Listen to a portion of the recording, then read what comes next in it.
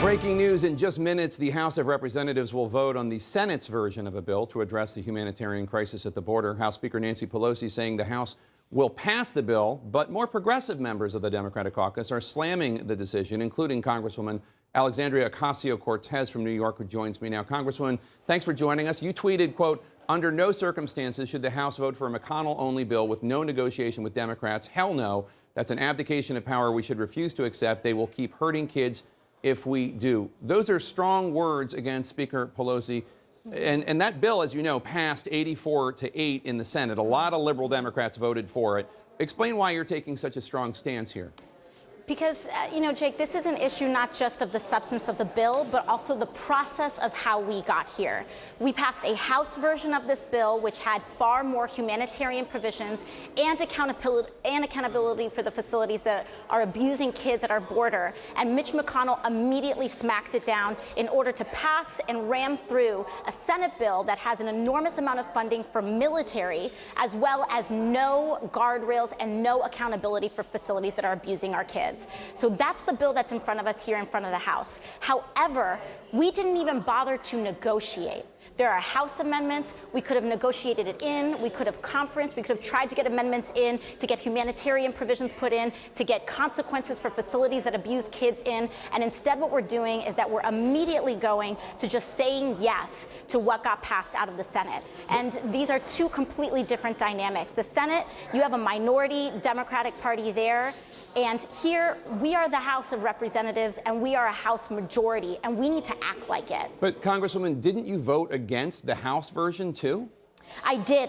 And the reason that I did as well is because I understand you had Julian Castro right before. He disagreed with even the House version of the bill, as do I. I do not believe that we should be throwing more money to ICE. My district is 50% immigrant, and I have an obligation and a responsibility to protect them. I believe that really what we should ideally be doing is passing a pure humanitarian bill to get money straight to those kids. No tricks, no riders, no poison pills. We need to get toothpaste, toothbrush, soap, and we need to make sure that these kids are protected as well as having their resources funded. And the fact that this is even a game is, frankly, a huge, huge disappointment. Well, if you oppose the Senate bill and you also oppose the House bill, I guess I'm wondering what it is that you're willing to support that could pass in either the House or the Senate. Right, and once again, I think that a pure humanitarian bill could pass. I do not believe that Republican voters are interested back home in preventing kids from getting toothbrushes and toothpaste. Pass just the money for these kids. In addition, if the president wanted to, he could declare an emergency right now and get that money to those kids. Because right now, what he's able to do is he's able to put billions of dollars from the Pentagon, withhold funds from getting dispersed in Puerto Rico in order for him to build an inanimate wall. But he will not lift a finger in the same capacity in order to get toothpaste to those kids. But go ahead. So I think that what we can do, there's that provision with the president, but also what we can do is pass a pure humanitarian bill. But you know what? Even if it came down to it, if it came down to brass tacks and we had to negotiate in an imperfect bill with House amendments, that at least is better than the situation that we have right now. But I guess my point is, isn't your desire for your vision of this bill? I mean, there are kids, as you point out, and the Department of Homeland Security Secretary Kevin McAleenan, and he's been warning about this for months.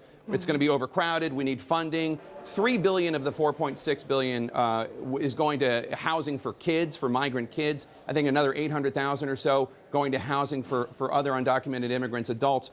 By opposing both bills, aren't you just ultimately depriving these kids of housing facilities that they need?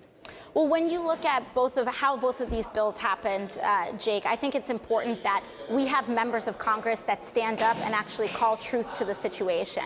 The House bill passed resoundingly. There were only 4 Democrats that defected, including myself, from that bill. And the reason I defected is because I needed to send a message to my constituents and my folks back home. And in fact, my constituents asked me to vote no on the bill.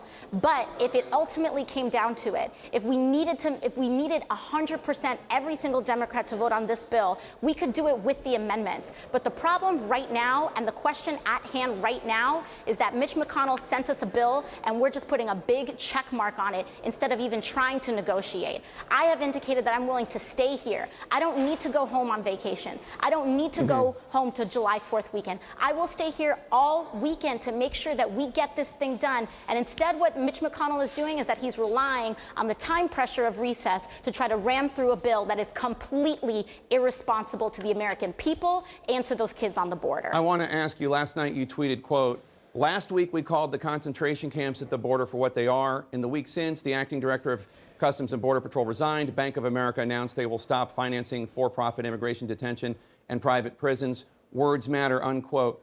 I guess two questions here. One, you're taking credit for calling these camps, your detention centers, you're taking credit for those developments by using the term concentration camp. And two, what do you say to Americans, especially survivors of the Holocaust or individuals who are related to survivors of the Holocaust, who say, look, academically you're right, the term concentration camp did not necessarily mean death camp, but colloquially, when most people hear it, they think death camp, they think Holocaust, and you're undermining your argument, and you're hurting us.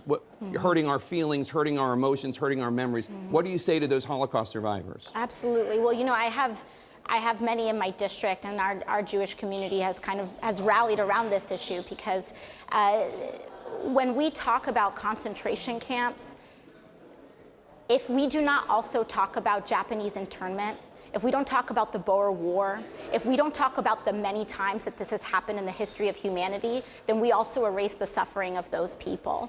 I believe that we have also made sure that we explicitly use the term concentration camp, and we have to learn from the slow process, the slow dehumanizing process that leads to horrible things happening to people. And I know that my folks back home and in my district in Queens and the Bronx, our community has rallied around it. We absolutely and absolutely have communicated with survivors to indicate that this is not the same thing as you had mentioned academically as an extermination or a death camp. And in fact, this is an opportunity for us to talk about how we learn from our history in order to prevent it from ever happening in any form, at any step, whether it's a concentration camp or whether it is the final steps of that phase from happening. And even at the earliest steps, we have to make sure that dehumanizing and that never again means never again for anyone.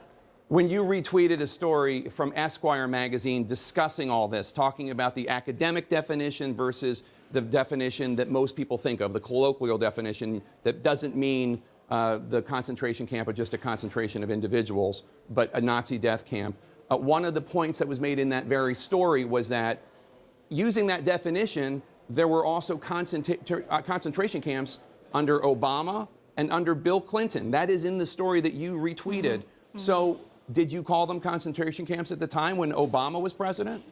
Well, at the time I was working in a restaurant, but I absolutely was outspoken against Obama's immigration policies and the detention of families then. I think it's a remarkably consistent position, and I'm not here to defend wrong actions just because they happened under a Democratic administration. I'm here to speak truth to power, and if it's wrong, and I frankly don't care what president does it.